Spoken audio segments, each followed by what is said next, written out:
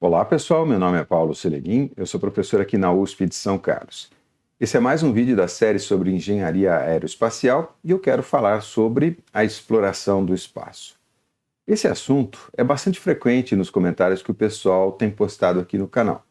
E as perguntas que eu tenho visto eu poderia resumir em duas perguntas básicas. O quão distante estamos de poder explorar e colonizar o sistema solar? E as viagens interestelares são sonhos impossíveis e nunca serão realizadas? Apesar de de parecerem despretensiosas, essas questões elas envolvem uma série de outros tópicos mais profundos que eu vou então procurar desenvolver ao longo desse vídeo. Ou mais especificamente, eu vou falar sobre o paralelo entre a exploração do espaço e a colonização do planeta Terra. Vou falar também do real tamanho do universo, qual é o tamanho desse universo, e aí eu acho que vocês vão ter uma surpresa. Vou falar sobre os principais problemas técnicos de uma viagem interplanetária, incluindo limites relativísticos, ou seja, falar da teoria da relatividade.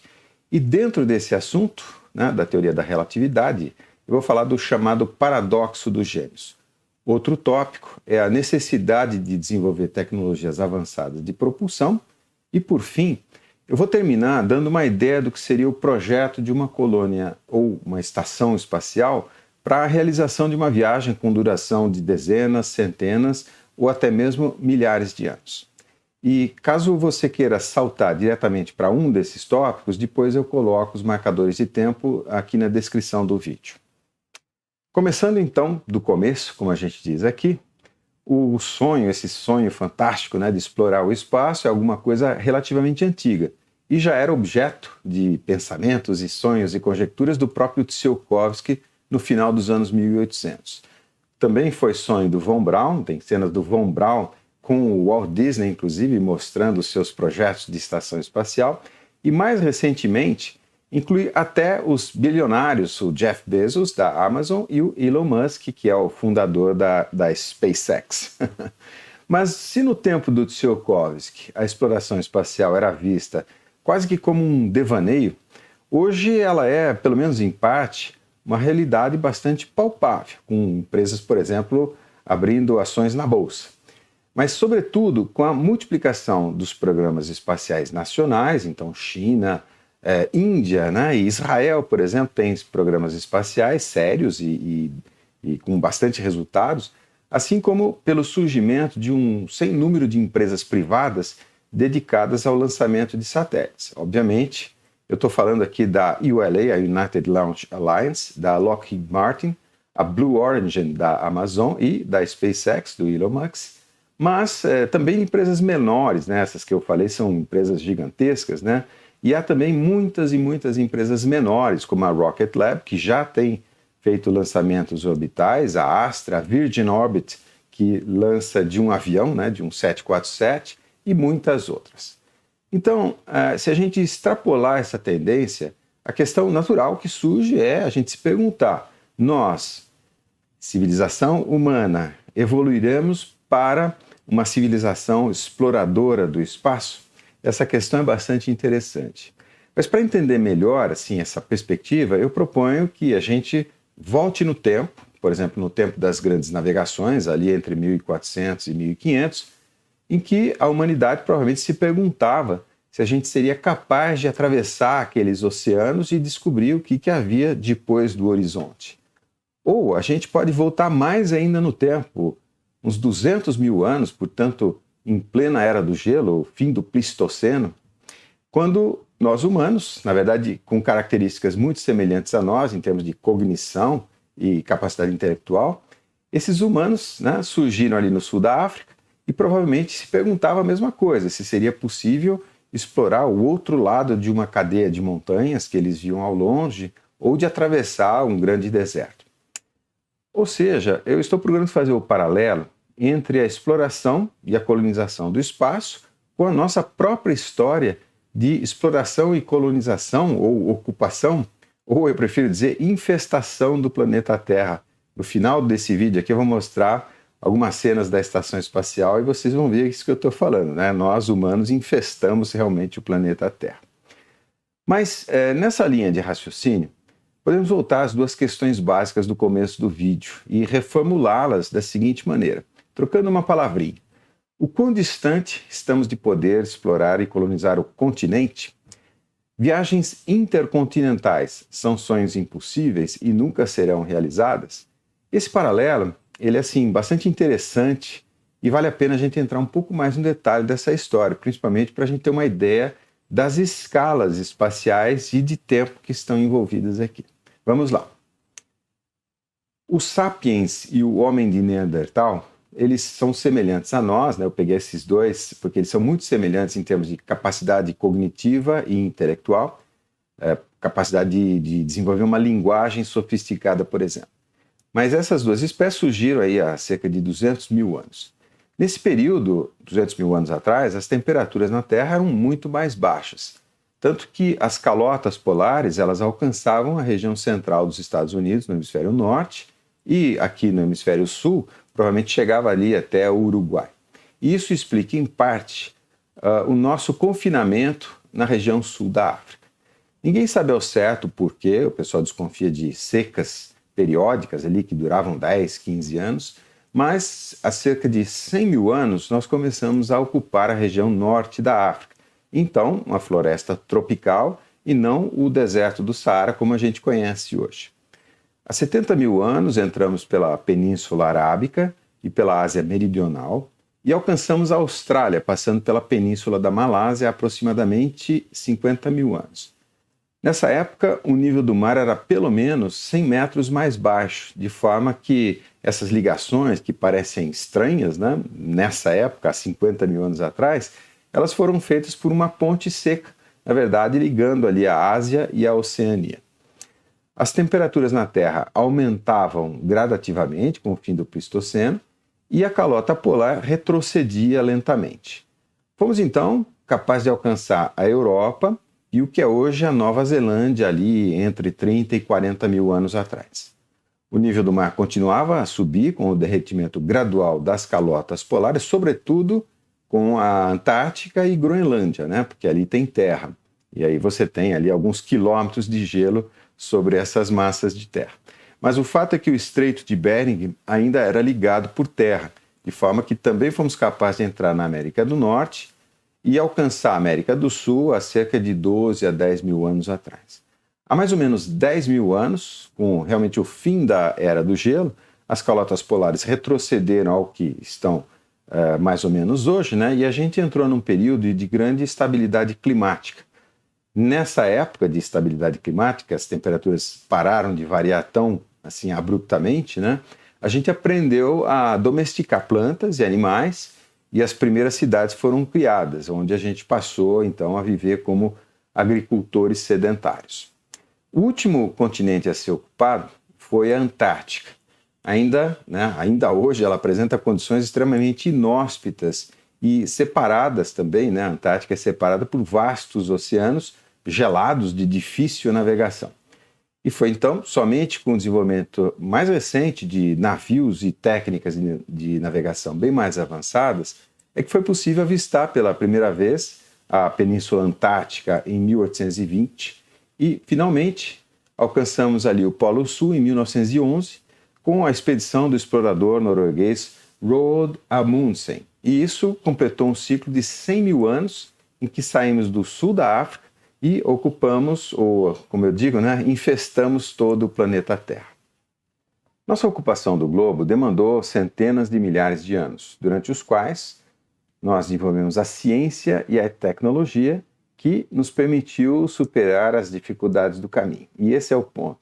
Que dificuldades são essas? Por exemplo, viver sob temperaturas extremas, navegar por mares gelados, turbulentos, e isso durante meses ou até anos a fio. Outra tecnologia que parece bobinha, né, mas é importante, é como obter e preparar e preservar os alimentos para consumi-los através do caminho. Mas então, o paralelo que eu estou querendo fazer com a exploração espacial é exatamente esse. A gente precisa ainda desenvolver a ciência e a tecnologia que nos permita alcançar e sobreviver no espaço, para empreendermos viagens que, como eu vou mostrar daqui a pouco, podem durar centenas ou mesmo milhares de anos. Eu vou mostrar também nesse vídeo, ou pelo menos vou tentar dar uma ideia geral, dessas dificuldades. São enormes essas dificuldades e o que a gente vai precisar fazer para superar isso. Ou melhor dizendo, do ponto de vista do nível dessas dificuldades, ainda naquela questão do paralelo, a gente é como os nossos amigos ali, os Sapiens e o Neandertal, quando eles iniciaram a sua jornada de exploração e colonização da Terra. E a primeira noção que eu quero passar para vocês é da escala dessa jornada, rumo ao espaço. Ou mais precisamente, eu quero dar uma ideia das distâncias que teremos que percorrer. Colocado assim em forma de pergunta retórica, eu tenho essa mania de fazer, né? Vocês sabem qual o tamanho do sistema solar? Qual a distância das estrelas mais próximas a nós, onde a gente eventualmente poderia encontrar outros planetas habitáveis? Ou seja, essa imagem é a de que, do ponto de vista da nossa jornada exploratória, demos apenas os primeiros passos, né? E somos como que os homenzinhos das cavernas ali a se perguntar o que tem ali além do sistema solar. E apenas recentemente a gente está tendo uma noção do tamanho do universo. Eu diria que em menos de 100 anos aí essa noção do quão grande é o universo. Mas eu vou mostrar para vocês logo em seguida. Normalmente, quando a gente olha para o céu noturno, a gente vê as estrelas mais próximas e os planetas do nosso sistema solar. Eventualmente, alguns planetas a gente consegue ver. Mas se a gente se fixar num ponto escuro, esse pontinho aqui, por exemplo, e utilizarmos um telescópio ultrassensível, o Hubble, eu vou mostrar fotos do Hubble, mas tem o James Webb, que foi lançado recentemente, para isso, inclusive, né? É possível identificar outros pontos luminosos que, quando a gente analisa no detalhe, a gente identifica que se tratam de galáxias muito distantes, assim, cuja luminosidade é muito fraca para a gente enxergar a olho nu. Essa imagem, essa foto que eu estou mostrando, foi obtida com o Hubble. Aliás, fantástica, procura na internet por Hubble Ultra Deep Field. Aí vocês vão ver várias dessas fotos e realmente revolucionou o entendimento que a gente tem sobre o universo. Mas então, tá claro, né? A gente pode ver milhares de galáxias de várias formas e cores diferentes. Por sinal, as menores e mais avermelhadas, elas estão nessa foto mesmo, né? Elas estão entre os objetos mais distantes observados com o telescópio óptico e elas provavelmente foram formadas pouco depois do Big Bang, isso pelo tempo que a luz demorou para chegar até nós. E então, possivelmente, elas já estão extintas ou, por exemplo, foram absorvidas por outras galáxias, como é o caso, vocês sabem, a Via Láctea vai se fundir em breve com a galáxia de Andrômeda. E um detalhe, né, não sei se você percebeu, mas quando a gente olha para o céu, a gente está, na verdade, vendo o passado. Isso em função do tempo que a luz leva para chegar até nós, dado esse limite relativístico, que também eu vou entrar no detalhe mais à frente. Mas se a gente pegar nessa foto uma dessas galáxias e ampliar bastante, né, dar um zoom ali, a gente vai ver que ela, assim como a nossa, contém um número gigantesco de estrelas. Cada uma delas, cada uma dessas estrelinhas, né, cada um desses pontinhos aqui, pode conter dezenas de planetas, dependendo do tamanho desses planetas, da condição e da composição química desse planeta, das condições de pressão e temperatura, por exemplo. Eles poderiam perfeitamente favorecer o surgimento e sustentar o desenvolvimento de vida então extraterrestre. E um livro muito interessante, que descreve bem melhor do que eu sou capaz de fazer toda essa história, é o Cosmos, do Carl Sagan. Nesse livro, o Sagan ele compila várias estimativas numéricas de vários pesquisadores. Então vamos a ela. O universo observável tem cerca de 2 trilhões de galáxias, né? Trilhão, é até difícil falar, trilhão é 10 elevado a 12, é 1 seguido de 12 zeros.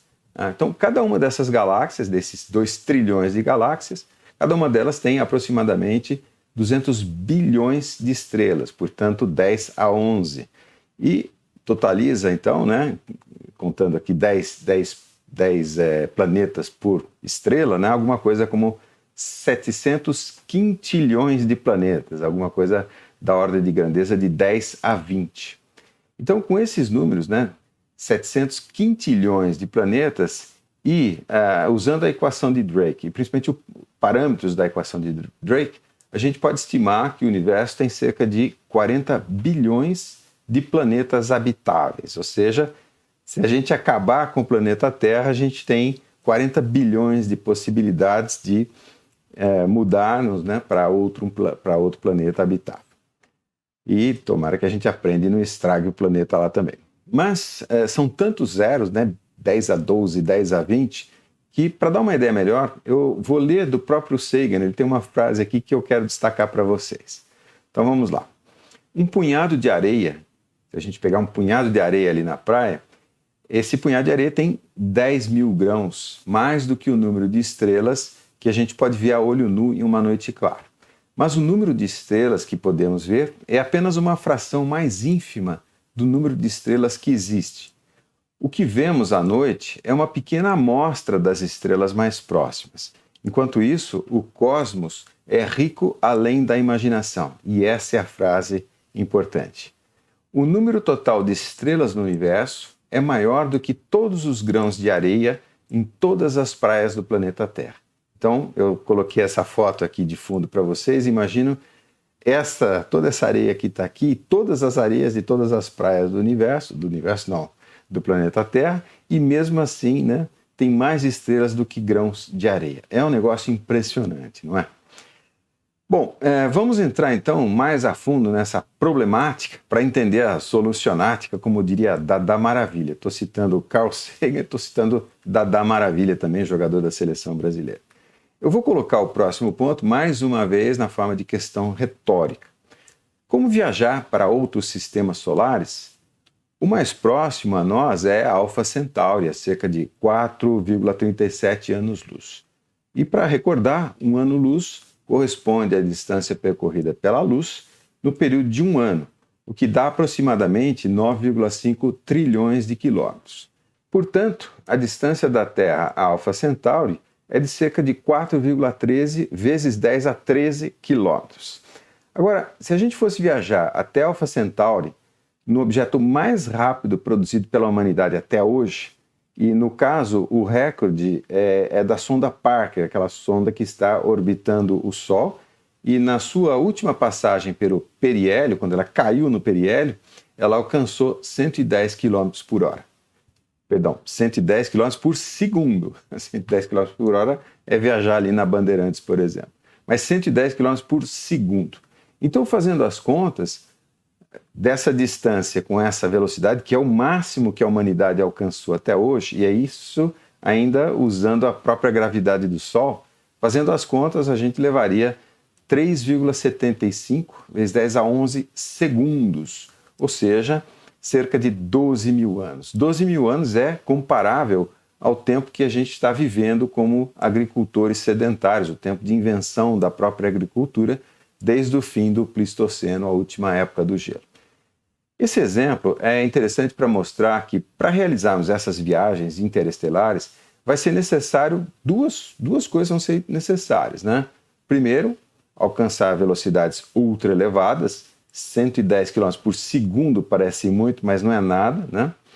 É comparável aí às distâncias que a gente tem que alcançar. Mas então essas ultra elevadas, eu quero dizer assim, no sentido de comparáveis à velocidade da luz. E mesmo assim, dado o tamanho do universo, essas viagens vão durar provavelmente dezenas, centenas ou mesmo milhares de anos.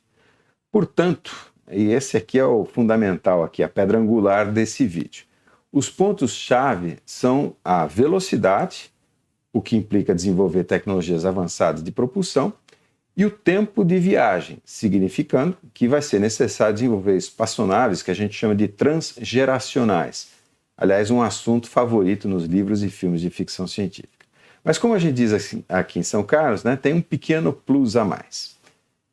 E esse plus a mais diz respeito ao fato de que, quando a gente se desloca a altas velocidades, a gente começa a experimentar efeitos relativísticos significativos, e esse é o ponto que é difícil de explicar essas coisas. Esses efeitos relativísticos são altamente contraintuitivos, ou seja, não fazem parte do nosso cotidiano, não fazem parte, portanto, da nossa intuição.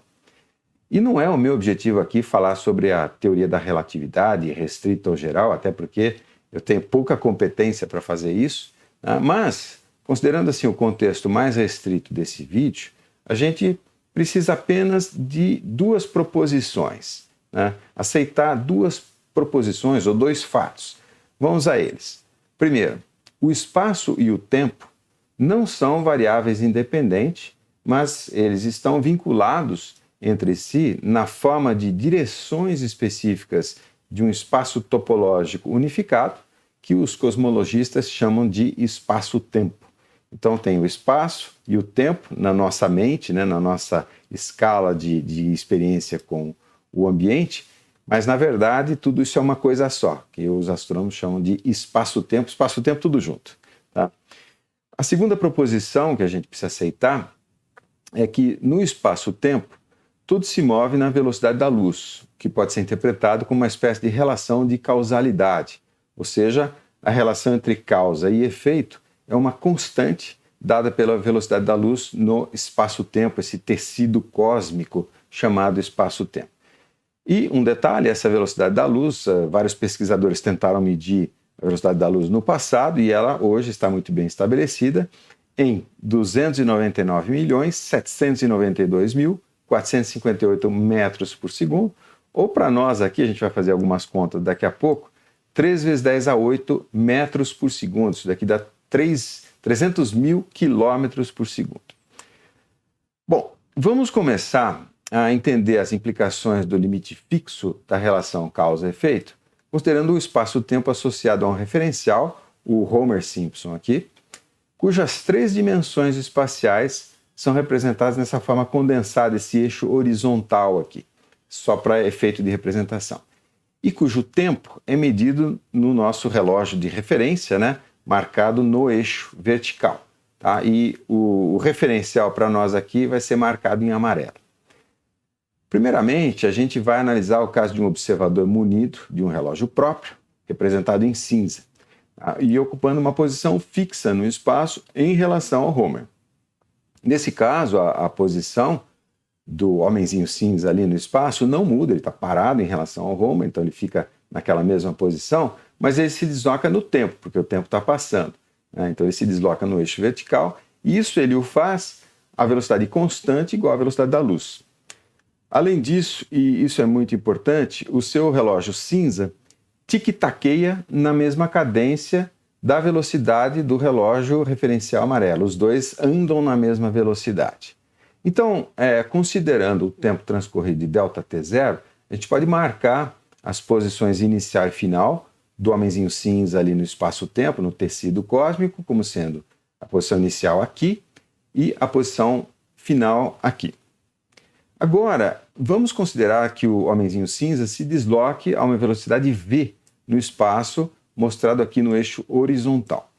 Como ele se desloca a uma velocidade constante igual a c no espaço-tempo, isso implica que sobra menos velocidade, menos componente da velocidade total para ele se deslocar na direção do eixo dos tempos. Isso, na verdade, é muito, muito importante, implica que o seu relógio, o relógio cinza, ele tem que tic-taquear mais lentamente que o relógio referencial amarelo.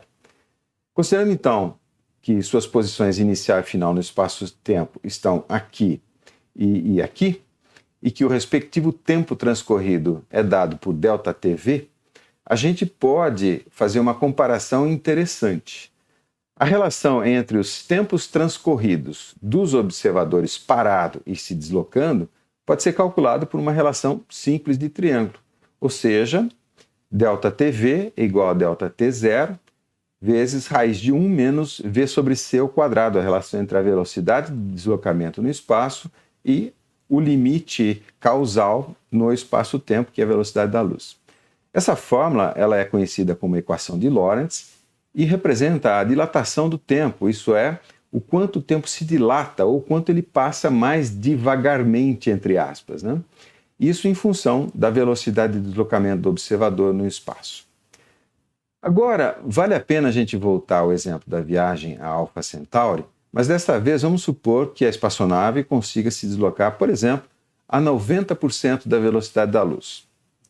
O tempo total de viagem, nesse caso, fazendo as contas, 4,85 anos terrestres.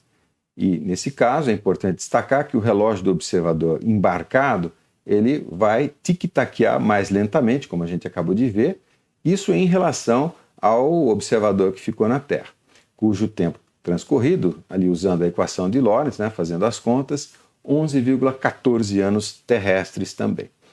Mas então, para arredondar um pouquinho os números, a gente poderia dizer o seguinte: uma viagem de ida e volta a Alpha Centauri, nessa velocidade, 90% da velocidade da luz, o observador embarcado ele experimentaria um ΔT total, né, um tempo total transcorrido de 10 anos, isso arredondando, e o observador que ficou na Terra, ele observaria 22 anos. Tá?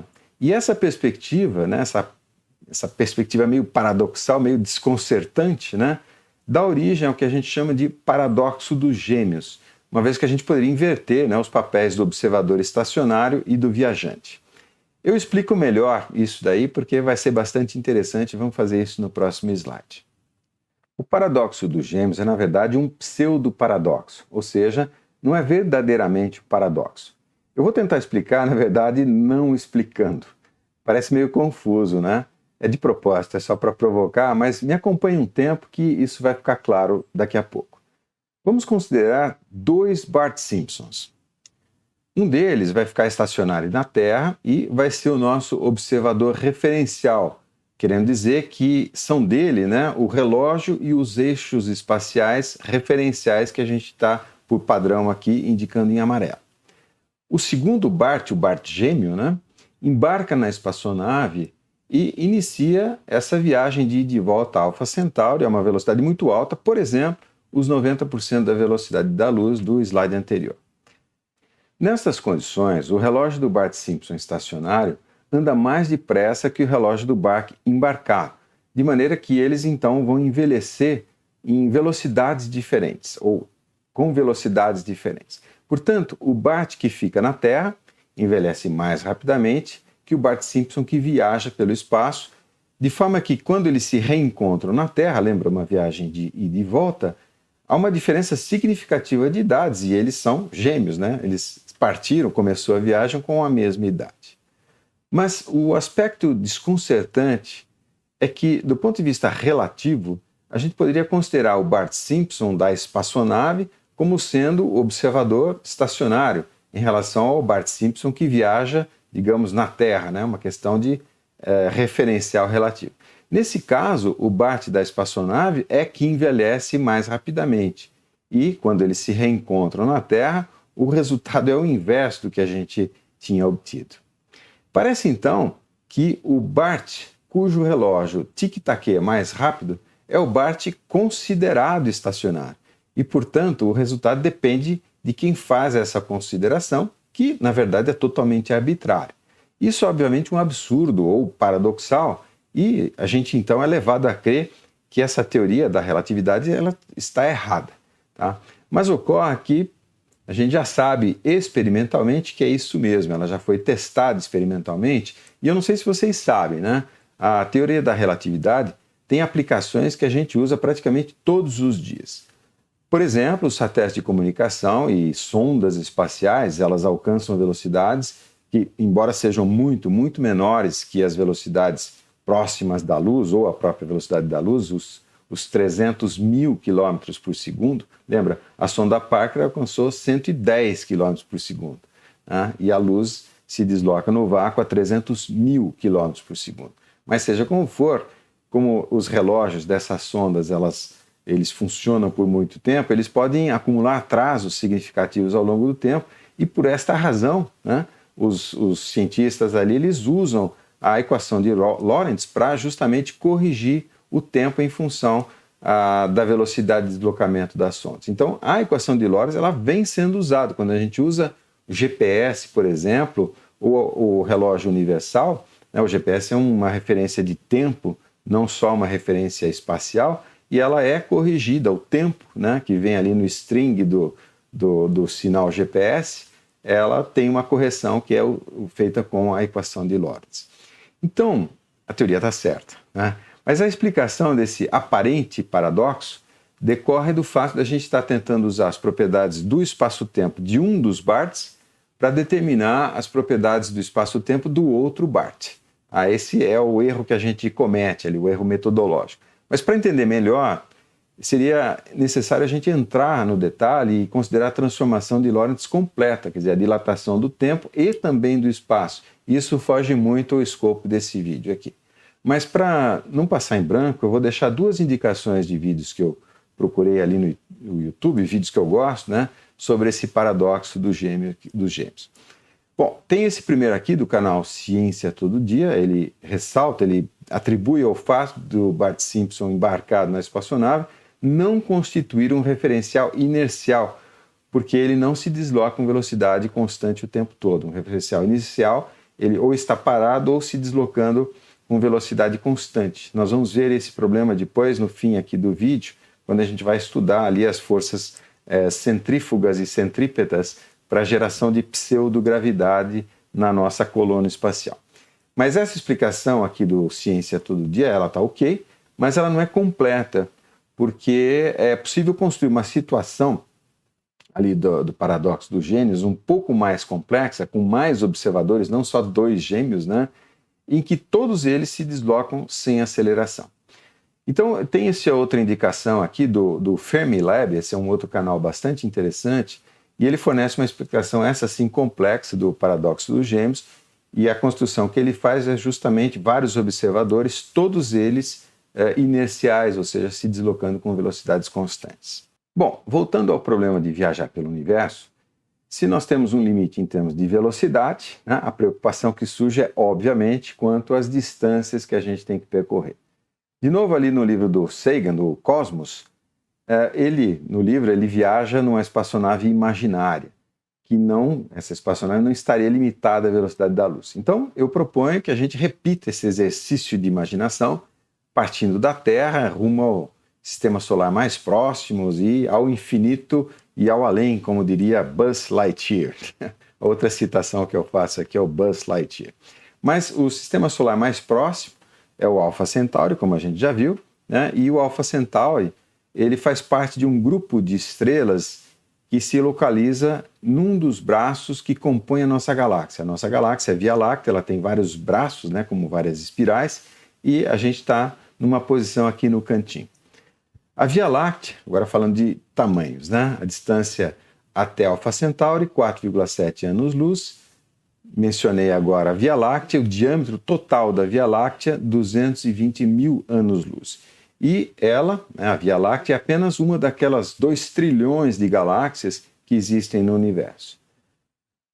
Continuando a viagem, a nossa vizinha mais próxima é Andrômeda, que está distante da gente 2,5 milhões de anos-luz. O interessante, eu já mencionei isso para vocês, é que a gente sabe que elas estão se aproximando. Andrômeda se aproxima da Via Láctea e num futuro aí em torno de 4 bilhões de anos, as duas vão se fundir. Às vezes a gente vê que elas vão se chocar, não é o caso, não vai ter choque de planeta com planeta, mas assim a organização devido às forças gravitacionais, aos campos gravitacionais, vai se mudar, vai se alterar completamente. Essa estrutura em braços, né, vai ser destruída, tá? Mas vai surgir provavelmente uma outra estrutura em forma de elipse. Isso as simulações mostram que pode vir a ser assim. Continuando em nossa espaçonave da imaginação, a Via Láctea, a Andrômeda e várias outras galáxias, numa escala bem maior, a gente está mudando de escala aqui, né? Elas podem ser agrupadas no que os astrônomos, os cosmologistas, descobriram ser o que eles chamam de filamentos galácticos. Então, mostrado aqui na figura, cada pontinho, cada pixel dessa figura seria então uma galáxia inteira, contendo centenas de bilhões de estrelas, cada pontinho desse aqui. Ou seja, cada pontinho que a gente vê na foto contém centenas de bilhões de outros pontinhos, que são as suas respectivas estrelas, né? E cada uma dessas estrelas tem ali de 10 a 15 a 20 planetas. E esses filamentos, por sua vez, formam células, né? Que podem ter dimensão ainda maior, de bilhões de anos-luz. Prosseguindo aqui na nossa viagem imaginária, a gente encontra o limite observável do que a gente chama universo observável, e o que acontece nesse limite é que a luz emitida não chega até nós, porque o espaço-tempo, o tecido cósmico, ele está se expandindo a uma velocidade maior do que a velocidade da luz. É o que a gente chama de inflação cósmica. Então, esse limite O diâmetro calculado, né, do universo observável é estimado em 93 bilhões de anos-luz, e ninguém sabe o que tem depois desse limite, que também é chamado de causalidade, né, porque como ele se expande mais do que a velocidade da luz, a uma velocidade maior do que a velocidade da luz, então a gente quebra a relação causal. Bom, é de deixar louco eu falando assim, parece loucura, né, e talvez você esteja até se perguntando como é possível se deslocar, né, exceder o limite da velocidade da luz. Acabei de dizer, né, que além do limite causal, o universo se expande a uma velocidade maior do que a velocidade da luz. Mas a questão é a seguinte: esse limite, o limite causal, se aplica a um objeto, né, se deslocando no espaço-tempo e não se aplica ao espaço-tempo propriamente, né? O tecido ele pode estar se deformando a velocidades que essas não são limitadas à velocidade da luz. Mas falando assim é de deixar louco mesmo, né? E você talvez esteja até se perguntando como é possível exceder a velocidade da luz.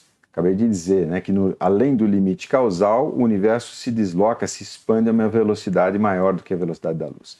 Mas ocorre que esse limite causal ele se aplica a um objeto se deslocando no espaço-tempo e não ao espaço-tempo propriamente. Em outras palavras, nada impede que o tecido cósmico se deforme a velocidades superiores à velocidade da luz, como de fato a gente está medindo, né, a constante de Hubble é isso e sabe que está acontecendo. Isso é o que se dá o nome de inflação cósmica.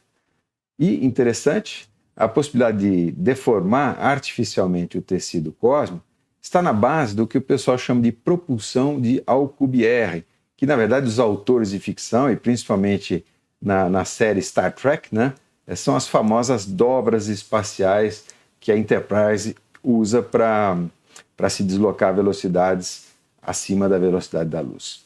O Millennium Falcon do Han Solo também usa essa tecnologia e várias outras aí. Mas vamos voltar aos dois pontos principais da exploração espacial. Um deles é o espaço, né? Acabei de falar das dimensões envolvidas aí nessas viagens interestelares, e o outro é a necessidade de alcançar velocidades comparáveis à velocidade da luz, o que significa que vai ser necessário desenvolver tecnologia de propulsão ultra avançadas. Para dar uma ideia do quanto ainda a gente precisa avançar nesse campo, vamos imaginar que a gente tenha recebido a visita aqui de um viajante interestelar, um homenzinho verde aqui, por exemplo, vindo de Alpha Centauri. Vamos supor que ele tenha viajado num disco voador miniatura, né? Nada impede dele ser pequenininho, e esse disco voador então pesa apenas 1 grama de massa. E chegou aqui, acabou a gasolina dele e está precisando de propelente para poder voltar para casa. Tá? Sendo que ele contou para a gente que ele, para chegar no tempo que ele precisa, né, ele precisa acelerar 50% da velocidade da luz. Tá? Então esse é só um exemplo, a gente fazer umas continhas, né, para eu ressaltar um fato com vocês, mas a questão é como calcular a quantidade de propelente que ele precisa. Então, uma espaçonave de 1 grama para acelerar a 50% da velocidade da luz. Bom, a gente pode partir das tecnologias de propulsão atuais, né, as nossas humanas, e elas são normalmente caracterizadas em termos do impulso específico ou da velocidade de exaustão do propelente, depende de como a gente formula as nossas equações, é totalmente equivalente. Tá? Hoje, o sistema mais avançado é a chamada propulsão iônica. Eu falei bastante disso no vídeo lá sobre motores de propulsão para foguetes, né? Mas esse tipo de tecnologia é capaz de acelerar a massa de reação a velocidades que podem alcançar ali dezenas de quilômetros por segundo. No caso, como essa massa de reação são cargas elétricas, geralmente usam um gás nobre ionizado, né? Xenônio, por exemplo, que precisa de pouca energia para ionizar o gás. Então, o que é expelido ali como massa de reação são cargas elétricas. Então, normalmente são cargas elétricas, então a força de propulsão gerada atualmente, né, não ultrapassa alguns poucos newtons. Não seria um problema ali para o nosso disco voador, porque ele tem apenas 1 grama. Bom, seja como for, a gente pode supor que o sistema de propulsão do disco voador seja 100 vezes mais eficiente que os nossos motores iônicos aqui. Isso significa, então, arbitrar uma velocidade de exaustão do propelente de 3.000 km por segundo. Estou gerando alguns números aqui para a gente fazer os cálculos. Com isso, e usando a equação de Tsiolkovsky, lembra a equação do foguete, que eu gosto de chamar de minha equação malvada favorita, a gente pode estimar essa quantidade de propelente necessária. E caso você queira entrar mais no detalhe aqui da equação de Tsiolkovsky, a equação malvada favorita, eu recomendo esse vídeo aqui da série sobre engenharia aeroespacial. A equação de Tsiolkovsky permite calcular a massa de propelente em função da massa da espaçonave, a massa útil aqui na fórmula, assim como da razão entre o ΔV requerido e a velocidade de exaustão do propelente. No exemplo, o ΔV corresponde aos 50% da velocidade da luz. Levando então em conta esses dados e fazendo os cálculos, a gente obtém uma massa de 5,10 a 18 kg de propelente. Também um número cheio de zeros, né? E para ter uma ideia do quanto é isso, eu comecei a calcular a massa aqui de alguns corpos d'água. Então a massa do Oceano Atlântico é de 2 vezes 10 a 20 kg aproximadamente, e isso é muito, não precisa tanto, né? É um exagero, 100 vezes mais do que o necessário. A massa da Baía de Guanabara, a água contida na Baía de Guanabara, de cerca de 2 vezes 10 a 12, então é muito pouco, né? E o que eu achei de mais próximo é a massa dos grandes lagos na América do Norte, tá? É mais ou menos 2 vezes 10 a 16. Então, com esses números, para dar uma perspectiva para vocês, seriam necessários impressionantes 250 grandes lagos de propelente para encher o tanque do disco voador, isso mesmo considerando, né, que a massa é de apenas 1 grama, a massa útil é de apenas 1 grama. Bom, o problema, né, é a tirania da equação do foguete, por isso que eu a chamo de a minha equação malvada favorita, e matematicamente esse termo exponencial, né, a relação de velocidades ali na exponencial. E isso, por sua vez, o fato de ser exponencial, reflete o fato de que quando você embarca o propelente, você tem que acelerar o propelente que vai ser usado ao longo da viagem. Portanto, você gasta propelente para acelerar propelente. E essa é a tirania da equação do foguete. Mas isso significa que a gente está muito longe de poder alcançar essas velocidades comparáveis à velocidade da luz, né? Aqui nem foi o caso, né? Mas mostra que é absolutamente inviável, né? Então, vai ser necessário desenvolver sistemas de propulsão 10 mil vezes mais eficientes que o atual, né? Os atuais nossos. Eu supus que era 100 vezes mais eficiente que o nosso melhor propulsor e mesmo assim ficou totalmente inviável. Então, digamos, ainda precisamos evoluir muito nisso. Uma alternativa para isso, vai ser interessante, eu vou mostrar daqui a pouco, são os canhões espaciais, não construídos aqui na Terra, conforme o Júlio Verne tinha proposto lá no seu livro, né, mas construídos em órbita da Terra ou na superfície da Lua. E eu vou mostrar um videozinho já e eu ressalto essa questão do canhão espacial porque isso é bastante interessante. Construir na Lua ou num cinturão de asteroides, por exemplo, é para fazê-lo num ambiente sem atmosfera. Okay? Bom, vamos em frente aqui. E dado que necessitamos percorrer distâncias monumentais e a gente está limitado a frações da velocidade da luz, essas viagens interestelares elas forçosamente vão durar muitos e muitos anos, possivelmente milhares de anos, por isso elas são chamadas de transgeracionais. E, nesse caso, as câmaras de animação suspensa e as terapias de prolongamento da vida ainda são coisa da ficção científica. Aliás, prolongamento da vida, o Yuval Harari, ele fala muito disso no seu último livro, não sei se vocês leram, o Homo Deus, uma breve história do amanhã, esse é o título. E o Harari, né, é o autor do Homo Sapiens, esse é fantástico, recomendo fortemente. Mas o fato é que, então, a gente vai precisar desenvolver espaçonaves capazes de sustentar a vida no espaço por gerações e gerações.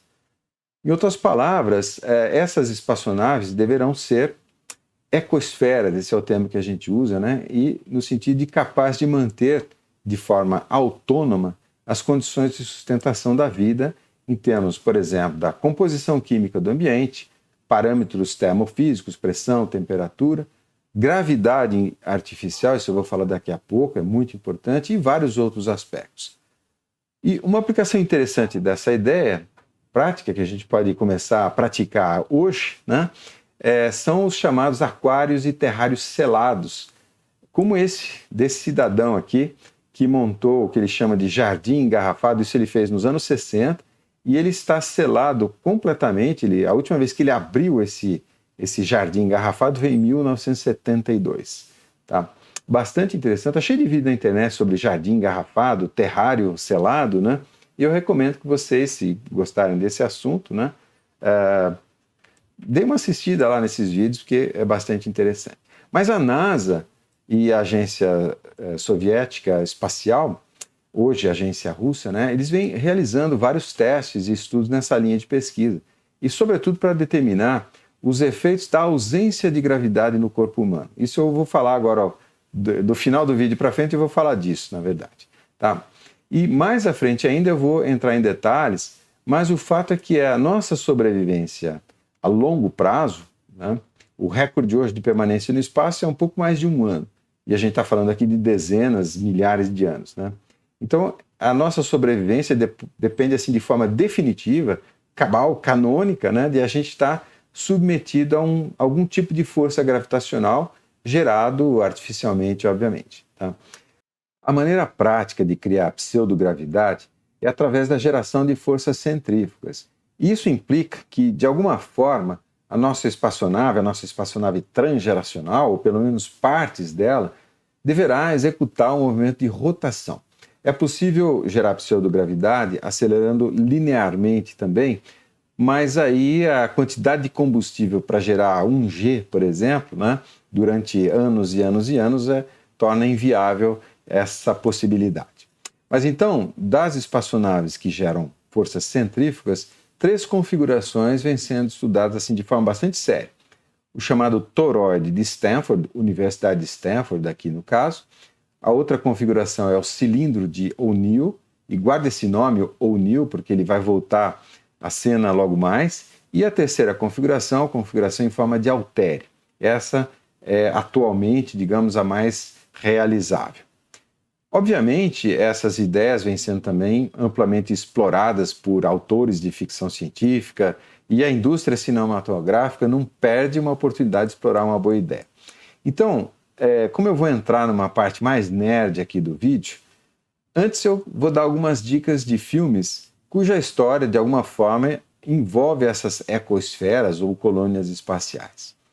O primeiro deles é o meio antiguinho, é o Silent Running, de 1972, com esse autor aqui, o Bruce Dern.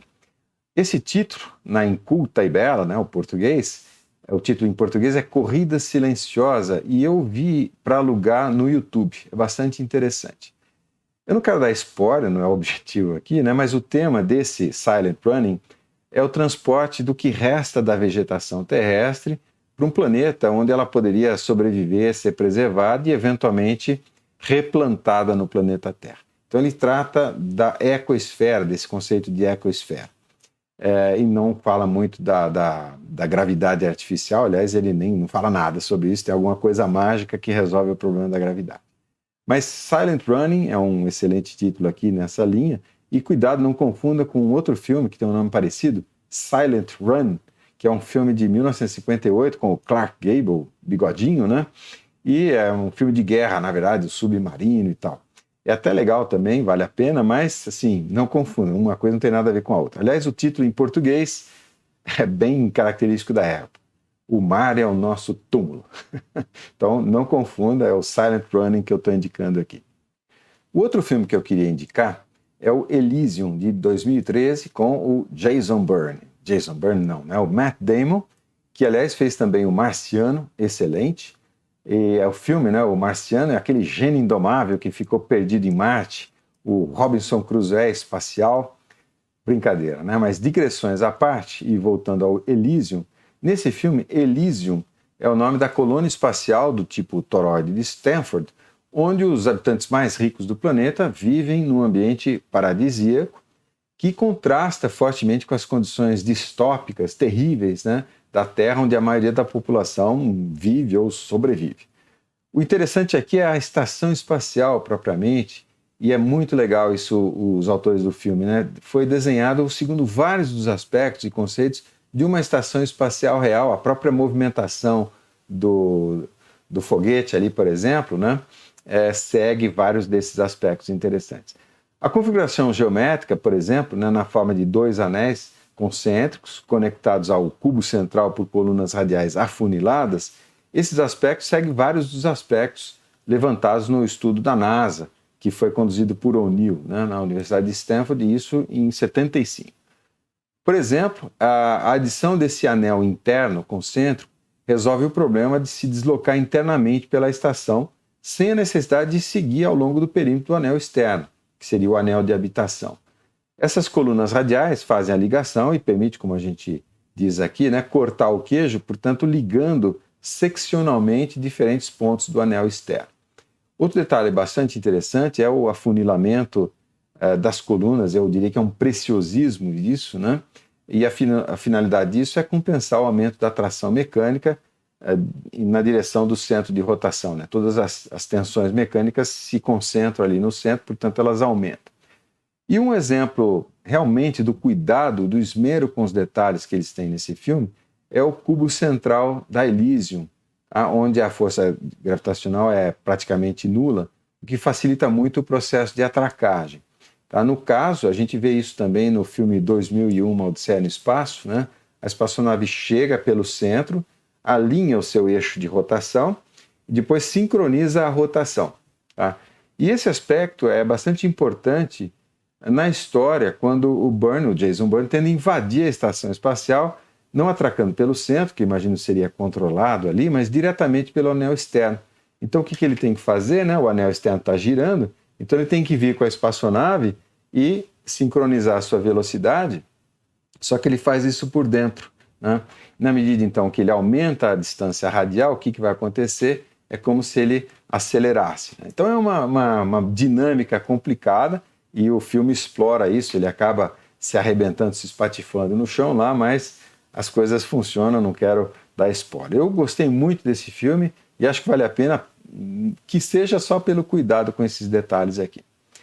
Bom, um outro filme de ficção que eu adoro, que está na lista dos meus 10 preferidos, é o Interestelar.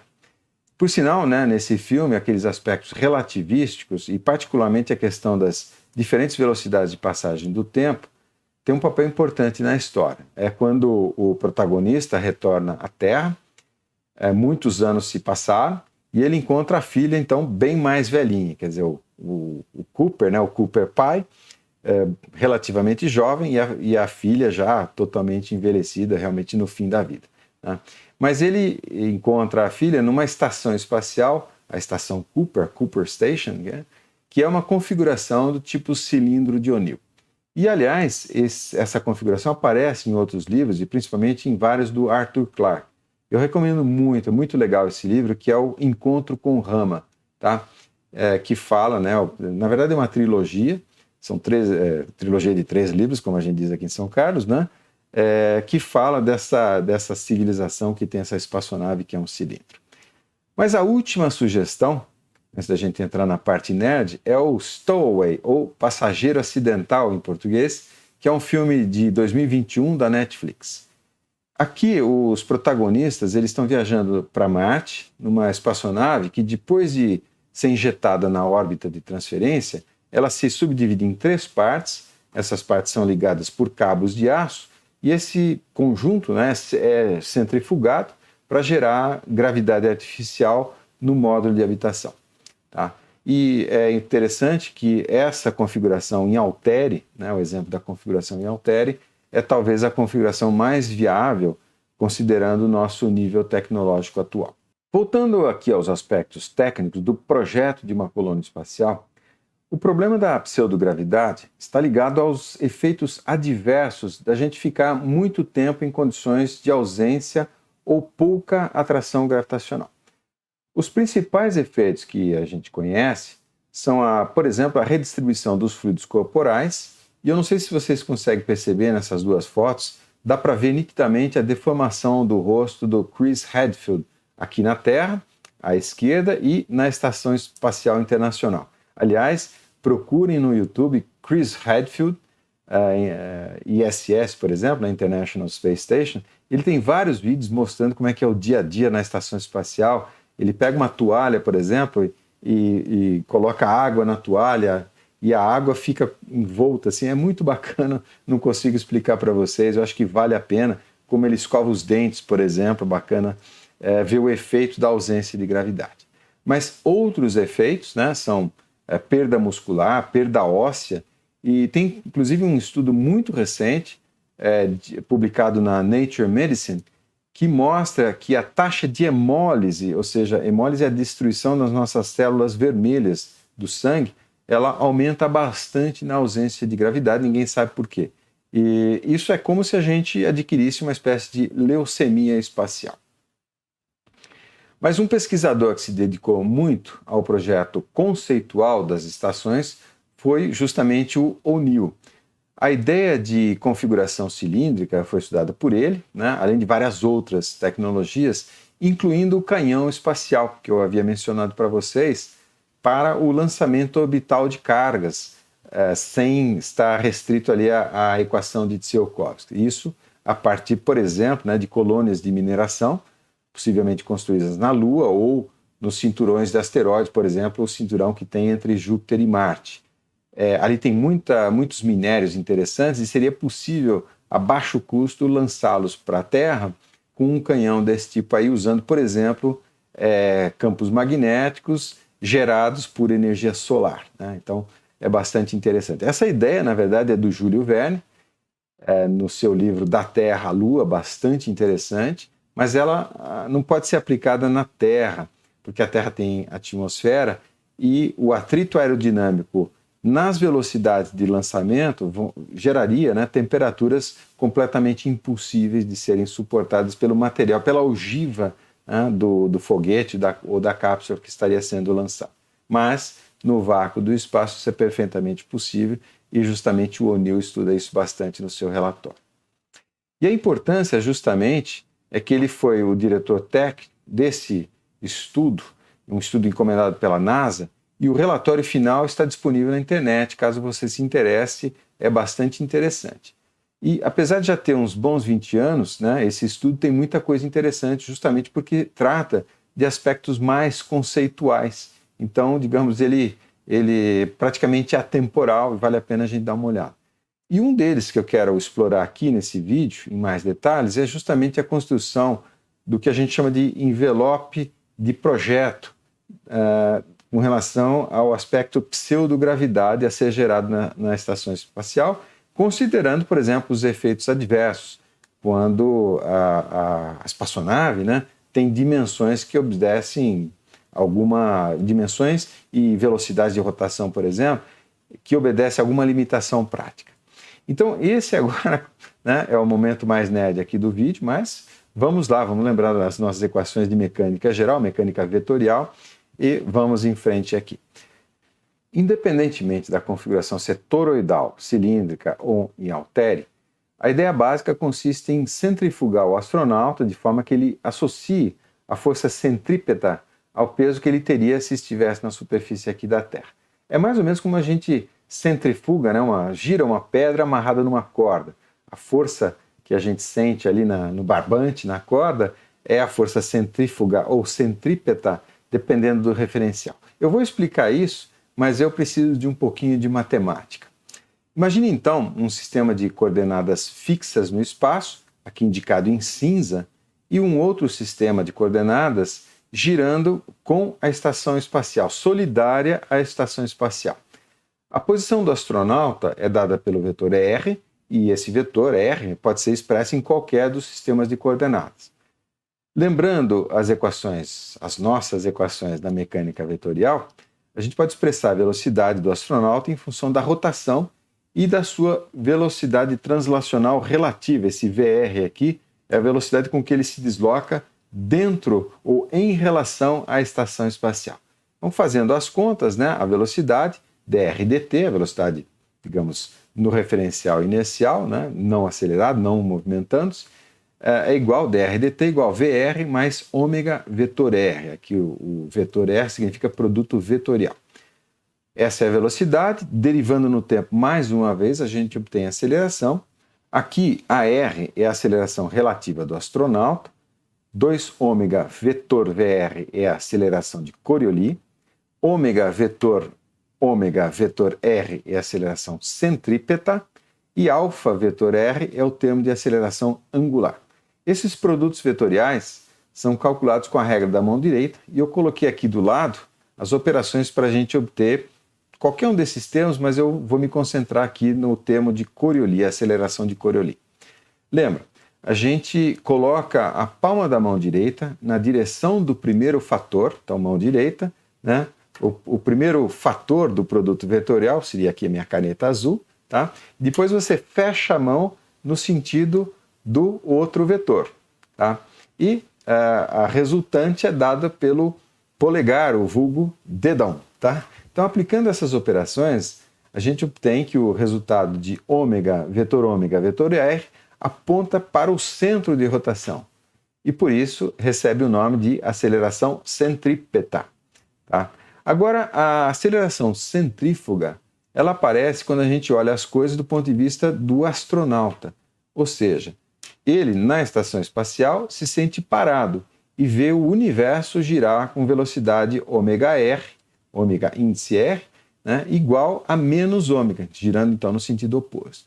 Entretanto, quando a gente emprega a fórmula de cálculo resultante, substituindo ômega por menos ômega-r, o termo referente à aceleração centrífuga não se anula, né? É só fazer as contas ali com a mão direita e permanece inalterado. É meio fácil de ver, até porque os sinais negativos se cancelam ali no produto vetorial. Mas é possível também, e vale a pena, fazer o exercíciozinho, né, da regra da mão direita. Porém, o astronauta ele se sente parado, tá? E a única maneira de aceleração resultante se anular, já que ele se sente parado, é com a introdução de uma aceleração fictícia de mesma intensidade, sinal contrário à aceleração centrípeta. O sentido dessa aceleração fictícia é do centro de giro para fora e, por isso, ela recebe o nome de centrífuga. Isso parece meio arbitrário da parte do astronauta, ou seja, ficar introduzindo termos fictícios na equação, mas acaba sendo necessário para compensar o erro básico, o erro canônico, né, que ele comete quando tenta aplicar a segunda lei de Newton a um referencial que não é inercial. O referencial está girando, portanto ele está acelerado. A rigor é possível dizer que a aceleração centrífuga não existe, embora seja percebida quando a gente acredita estar parado, ou seja, quando a gente acredita que dr dt igual a zero, aí d2r dt2 igual a zero, quando na verdade a gente está executando um movimento de rotação e, portanto, está sim acelerado. Bom, os problemas práticos ocorrem quando outras acelerações aparecem juntamente com aquela que o astronauta associa à força de atração gravitacional. Isso acontece quando a velocidade ou a aceleração relativas ou a mesma aceleração angular são diferentes de zero.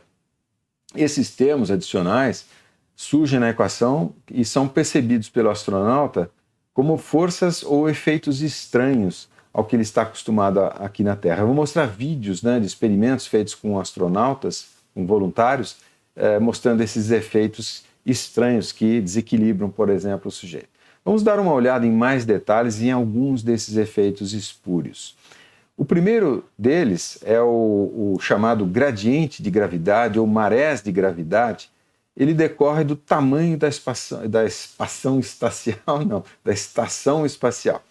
Por exemplo, por razões de economia, né, a gente poderia imaginar uma estação espacial com um raio comparável à altura do astronauta. Nesse caso, os seus pés experimentariam uma força centrífuga máxima, enquanto a cabeça, a região ali da cabeça, estaria numa região de praticamente ausência de gravidade. Isso, obviamente, favorece a concentração de fluidos na região inferior, nas pernas e nos pés, e com consequências imprevisíveis. Está centrifugando o astronauta, né? Vai ficar com o pé inchado. Esse efeito, obviamente, depende da relação entre velocidade de giro e raio da estação. Ele poderia também estar girando super devagarinho, né? Mas aí também não gera a necessária força centrífuga. Então vamos pegar um exemplo numérico com dados assim mais palatáveis, mais plausíveis, né? Vamos analisar uma estação com 10 metros de raio e digamos que a gravidade nominal que a gente quer nessa distância de 10 metros, nessa distância radial de 10 metros, ela tem que ser igual a 1g, tá? Ou seja, nas fórmulas que a gente tem, dado o raio, a gente pode calcular a velocidade angular nessa fórmula e substituindo os dados numéricos que a gente tem, obtemos que o resultado a velocidade de rotação seria 1 radiano por segundo. Né? Então, transformando isso em RPM, 9,5 rotações por minuto. Agora, supondo que o astronauta tenha 1,70 m de altura, não sei quanto que o Homer Simpson tem, mas 1,70 m, né? A aceleração gravitacional na região da cabeça, fazendo as contas, 8,3 metros por segundo ao quadrado, ou 0,85 G. Daqui a pouco eu vou mostrar, então, vídeos, né, com vários desses efeitos, e os experimentos que o pessoal tem feito mostram que essa diferença, né, 0,85, aqui tem 15% de diferença, mas os humanos eles toleram relativamente bem até 10% de gradiente gravitacional. Então esse número 10% vai aparecer de novo no nosso envelope de projeto daqui a pouco, né? Isso então é levantado através de experimentos em laboratórios. Outro efeito adverso, e esse é bastante desconcertante, é a aceleração de Coriolis, que surge em função do termo VR, ou seja, quando o astronauta ou algum objeto se desloca no interior da estação espacial. Para explicar, vamos imaginar que o Homer jogue uma bolinha de tênis para cima. Quando ele faz isso, o seu cérebro espera o quê? O que a gente esperaria, né? Que a bola suba, diminuindo de velocidade, até que ela pare, reverta o movimento e volte para baixo. Vejamos então o que acontece quando ele faz de fato isso na estação espacial. Quando ele faz o lançamento, a bola de tênis tem, na verdade, duas velocidades. A velocidade horizontal associada ao movimento de giro, é o vetorzinho amarelo, e a velocidade inicial de lançamento, indicado pelo vetor azul. E como a bolinha não está mais em contato com o piso da estação, ela segue um movimento retilíneo, dado pela soma dessas duas velocidades, enquanto o Homer, propriamente, continua o seu movimento rotacional. Do ponto de vista do astronauta, o que acontece é que a bolinha se desvia para a esquerda, além de executar o movimento de subir e descer. Essa aceleração lateral é justamente o chamado efeito de Coriolis, que surge do termo 2ω vetor VR. Usando então a regra da mão direita, a gente pode identificar facilmente que o sentido resultante é de fato da direita para a esquerda. Obviamente, esse efeito não acontece somente quando se lança um objeto para cima, mas com toda a movimentação lateral relativa ali dentro da estação espacial, que resulta em um VR diferente de zero. Na verdade, tem uma exceção, é quando o VR é paralelo ao eixo de rotação, ou seja, quando ele caminha na direção, imagina que fosse um cilindro, né, por exemplo, quando ele caminha para dentro do cilindro paralelamente ao eixo de rotação. Então aí ômega vetor VR acaba dando zero porque são eixos paralelos, são vetores paralelos. Mas, por exemplo, uma outra situação que confunde muito o astronauta, né, é o simples fato de levantar o braço. Porque quando ele levanta o braço, o que acontece? Né? Ele está como que lançando a bolinha para cima. Então ele espera, o cérebro da gente espera o quê? Uma força de resistência puxando o braço para baixo, mas surge também uma força que empurra o braço para a lateral, né? Então isso aí a gente não está acostumado, não está treinado e acaba desequilibrando, por exemplo, né? Necessita treino, muito treino, por sinal, para alcançar uma certa adaptação, e isso também tem limite, alguma coisa como 6 RPM, depois também vai aparecer ali no nosso envelope de projeto. Bom, prosseguindo, outra consequência do efeito de Coriolis ocorre, por exemplo, quando o astronauta se movimenta na mesma direção do movimento rotacional. Por exemplo, vamos supor que o astronauta se desloque no mesmo sentido da velocidade tangencial. Nesse caso, imagina, né, o efeito é como se ele estivesse girando numa velocidade angular aumentada, tá? Que por sua vez, para o astronauta, é sentido como uma pseudogravidade. Na verdade, isso é uma força de Coriolis que se soma à força centrípeta, né? E isso a gente também obtém facilmente com a regra da mão direita. E caso ele corra no sentido oposto, o efeito é de ficar mais leve, porque justamente a sua velocidade angular é diminuída, e também isso é coerente com o cálculo da aceleração de Coriolis, também com a regra da mão direita. A forma como a gente percebe e gerencia a movimentação dos nossos corpos, do nosso corpo, em função do peso, da resistência, né, das resistências oferecidas à movimentação do corpo, é chamada de sinestesia. E é alguma coisa que a gente adquire, é um treinamento que a gente adquire ao longo da vida. E é por isso que em ambientes assim, os astronautas parecem se movimentar como se fossem bebês recém-nascidos que estão aprendendo a andar. É bastante interessante, vocês vão ver no vídeo daqui a pouco. Mas existem vários outros efeitos adversos, ligados, por exemplo, ao nosso giroscópio interno, aqui os fluidos que a gente tem e que ajudam a determinar e a manter o equilíbrio. Eu poderia falar horas sobre isso, né? Mas normalmente esse tipo de estudo é conduzido experimentalmente aqui na Terra, com centrífugas, onde os voluntários passam horas e dias mesmo dentro ali e o pessoal tira sangue, né? Faz uma série de testes para ver a capacidade de adaptação. Esse vídeo que eu estou mostrando para vocês foi feito na União Soviética e ele mostra a dificuldade dos sujeitos, tá, em executar mesmo as tarefas mais simples e o quão estranho é o movimento de um pêndulo, né, um pêndulo ali pendulando dentro do que estaria parado, né, na mente do astronauta, do sujeito, ou mesmo, por exemplo, o lançamento de uma flecha na direção do centro de giro. Ele lança de forma retilínea e a seta, né, a flecha, faz uma curva. Até mesmo o deslocamento através da coluna radial gera forças que o cérebro não está treinado para compensar. E é o caso aqui da visita da pesquisadora que vai fazer uma análise clínica nos astronautas. Como ela não está vivendo ali naquele ambiente, ela não está treinada. Se ela for tentar descer ali andando por aquele corredor, ela não vai conseguir, porque vão aparecer forças que ela não vai entender e vai acabar caindo. Inclusive é perigoso, é por isso que eles usam um capacete aqui. Os americanos eles também fizeram pesquisas semelhantes, mas atualmente, na verdade, o interesse esfriou por esse tipo de pesquisa, porque as estações espaciais atuais e também as planejadas, inclusive a Tiangong chinesa, que está sendo começado a sua montagem agora, né? Todas elas são projetadas justamente para estudos em ausência de gravidade e não em pseudogravidade. Então, esse tipo de estudo, por isso que quando a gente procura dados, é geral coisa dos anos 70, 80 ali. Bom, com essas informações sobre a fisiologia humana, quando submetida a longos períodos de tempo a esse movimento de giro, então com isso a gente pode construir o tal do envelope de projeto da estação espacial. Esse envelope é, na verdade, um gráfico em que na abscissa é marcada a velocidade angular, em RPM, por exemplo, e nas ordenadas é definido o raio da estação. Aqui no slide eu desenhei os eixos em escala log para facilitar a visualização. Vamos lá.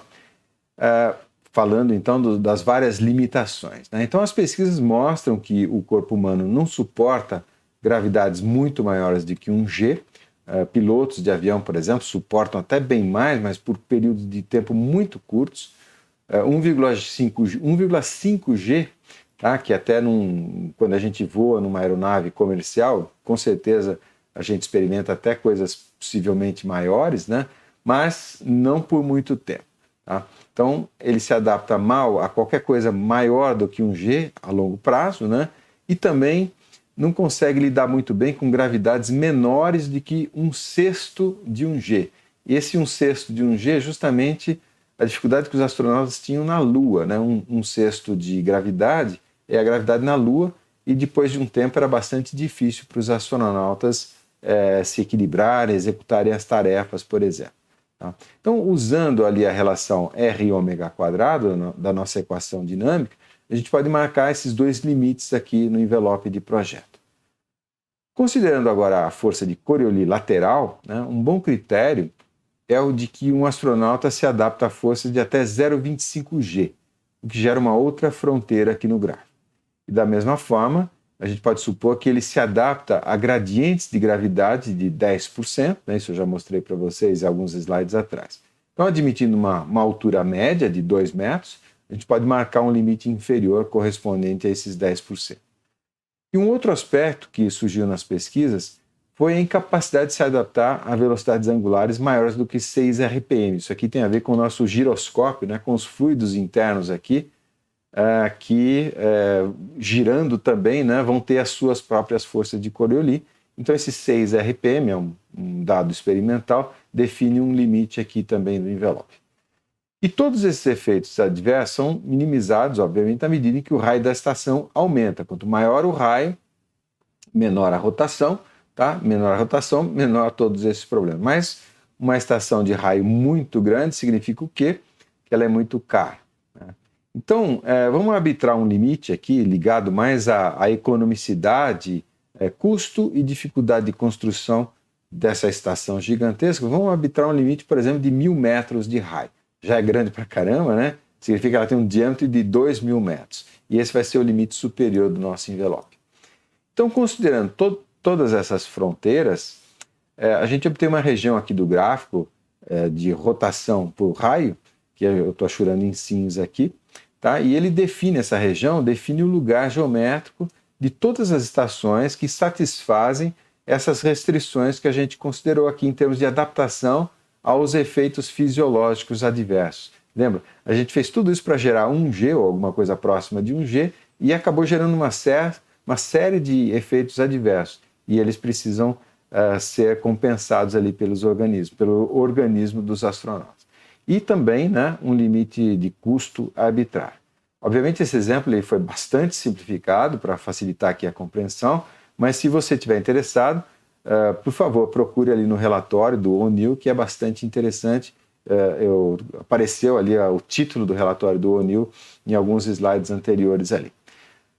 Bom, pessoal, é isso. Eu espero que vocês tenham apreciado esse vídeo e que eu tenha conseguido, né, passar essa ideia do quão fascinante e desafiadora é essa área e essa nossa ideia de fazer e empreender viagens de exploração espacial. E para terminar, eu deixo aqui um vídeo mostrando a visão que a gente tem da Terra, que a gente teria, né? Meu sonho é ter essa visão de fato, né? A visão da Estação Espacial Internacional, mostrando aquilo que eu havia falado no começo do vídeo, como de fato a gente ocupou, né? Infestou todo o planeta Terra e a gente está próximo, então, a dar os próximos passos. A gente pode olhar nesse vídeo o próprio planeta, né? As luzes ali de tudo que já está colonizado, ocupado, mas a gente pode olhar também as estrelas que a gente vê ali no fundo, tá? E pensar em dar os primeiros passos. Então eu termino aqui com uma frase do Carl Sagan, que é bastante apropriada aqui para essa situação. Vamos lá. A superfície da Terra é a praia do oceano cósmico. Nela aprendemos a maior parte do que sabemos. Recentemente, adentramos um pouco no mar, o suficiente para molhar os dedos dos pés ou, no máximo, molhar os tornozelos. A água parece convidativa. Até mais então, pessoal.